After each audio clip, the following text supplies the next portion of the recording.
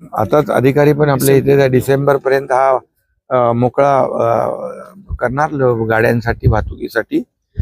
आणि इथं viewing gallery पण आपली डिसेंबर पर्यंत कम्प्लीट होईल.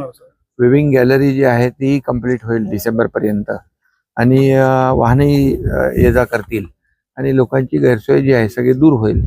त्याच्यामध्ये एक फसाड लाइटिंगचाही प्रस्ताव त्यांनी हे केलाय, बाजूला रेलिंगचाही प्रस्ताव दिलाय. तर त्याला देखील तात्काळ जे काही निधी लागेल तो देखील देऊन हे काम देखील आपण लाइटिंगचं, जेणेकरून येणारे पर्यटक इथे थांबतील. विविंग गॅलरीमधून हे सगळं जे काही आपण दृश्य निसर्गाचं पाहतो, नदीचं बॅकवॉटर आहे इकडे, सगळीकडे हिरवेगार जंगल डोंगर सगळं आहे आणि एक निसर्गरम्य असा परिसर, जे येणारे पर्यटक जे आहेत त्यांना देखील त्याचा आनंद घेता येईल. त्यामुळे हे लवकरच हा ब्रिज सुरू होऊन जाईल आणि लोकांना त्याचा फायदा होईल.